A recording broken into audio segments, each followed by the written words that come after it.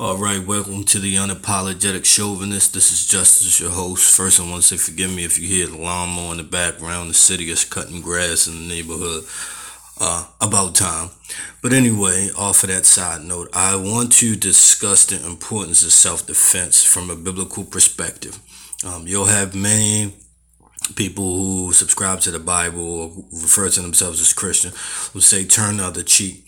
And though I agree with that philosophy, I think that it's misapplied in context. I think when Jesus Christ is talking about that, he's talking about turning the other cheek when people are persecuting you for your belief system. And this, in the context of this video, okay, you're going to understand the difference between what Jesus was saying and what the law is that Jesus Christ came to affirm, okay? Story in Action News is a married couple brutally assaulted inside their apartment in Spring Garden. Tonight, police say their attacker remains on the loose. Action News reporter Annie McCormick is live at police headquarters with details on this violent home invasion. Annie. And Walter, that's right. At this time, police have no suspects. They say that an assailant got away with very little after robbing and assaulting that couple. They also think that that same assailant may have possibly been looking to rob other homes in that same area. Philadelphia police are looking for the assailant who broke into the Spring Garden home and robbed and brutally assaulted the couple who lives inside. Investigators arrived on the scene last night after the couple escaped and called 911.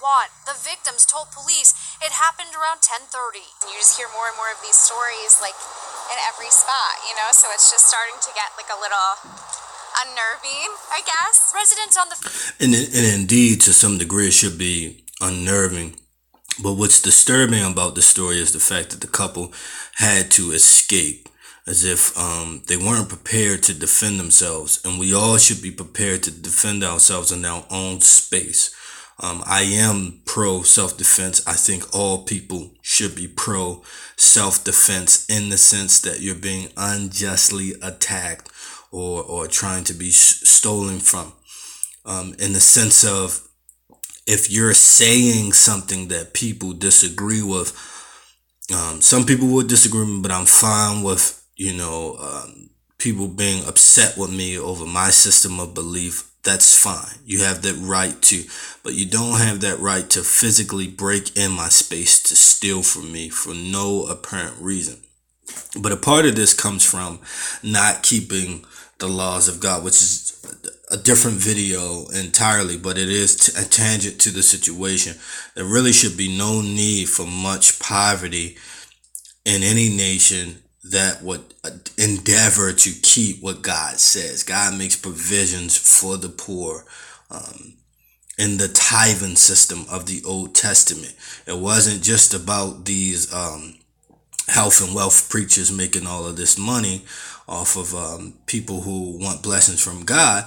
It was about taking care of those around you. And I'll do a video of that in the future. But again, my point is, it's kind of sad that people in this particular neighborhood find it distressing instead of organizing themselves to stop such crime in their neighborhood. 1500 block of Mount Vernon, where the home invasion happened, say word of the crime spread quickly today. The assailant broke in through the back kitchen door of the home, encountered the couple, and attacked them, then stole a shoulder bag and a backpack with a wallet inside, then ran out the front door. I try to be aware of my surroundings more often than not, of who may be trying to get into the building, but not necessarily have access to the building. Investigators now believe that the same person responsible for that home invasion may have been here about a block away in the 1500 block of Green Street, casing out homes prior to that attack. I would advise anybody that's thinking about invading a home around here to be very careful, because a lot of people around here will arm and will shoot.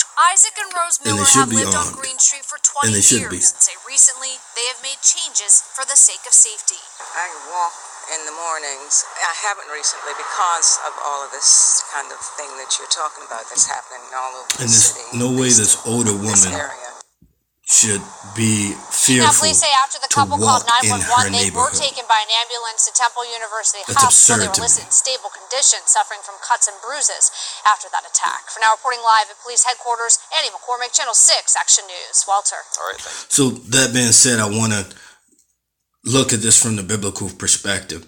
If you have access to an online Bible or you have a physical Bible available to you right now, you can turn to Exodus chapter 22.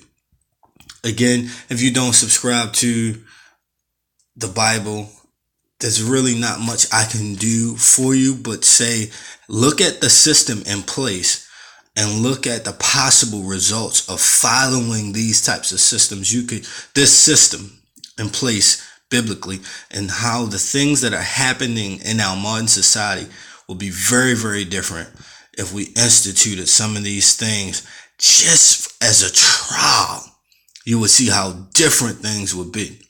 But Exodus chapter 22, verse 1 says, if a man shall steal an ox or a sheep and kill it or sell it, he shall restore 5 oxen for an ox and 4 sheep for a sheep. So there is the deterrent for theft right there. You get caught, you make restitution. In essence, the prison system is actually unbiblical. There's no need for prisons in this system. Some things were punishable by death and other things were restitution. Simple as that. Then there were offerings for transgressions committed. You read verse 2, it says, if a thief be found broken up. If you look at that in the Hebrew, that's breaking in or burglary. So it says, if a thief be found, basically breaking in a home, and be smitten that he die, there shall no blood be shed for him. Well, who smites him? Like, does he get smitten out of the ether? Right? No. This is referring to someone defending their home. No transgression offering or sin offering should be made, in the sense that this person was committing a crime, and in defense, unfortunately, this person was killed. Okay. Verse 3 says, if the sun be risen upon him, there shall be blood shed for him. Again, it's that sin offering for the sin he made, for he shall make full restitution. He also has to make that restitution. If he have nothing, then he shall be sold for his theft, so he can make restitution. Okay, this is not, he's just sold into slavery to stay in slavery. If you couldn't afford the restitution, you had to be put in servitude until the restitution was paid off. Okay, that's not slavery. That's a vastly different thing. That's making restitution. Now, our system tries to mimic that thing, but the money goes to the state. You make restitution to the state and pay probation fees and stuff to the state instead of the individual who was actually harmed. The state wasn't harmed. Anyway, I want to keep this video short and sweet. The point is, if you understand the second verse of this chapter is about self-defense. And there appears to be no penalty to the person who defends their private space. And again, this is the difference between someone attacking you or verbally assaulting you over what you believe versus someone coming in to take your possessions. If you read the Bible, property is important. And those who want to abolish private property are insane, because you can't build wealth without private property. That's a different video for another time. Please defend yourself in a biblical manner. Couples should have a self-defense plan in place in their homes. Single women should have self-defense plans in their homes. As crazy as this society is, you must have a self-defense plan in your home. Your intent is not to murder anyone. Your intent is to defend your space so folks know that they cannot violate and do you harm unjustly. All right? God bless and good day.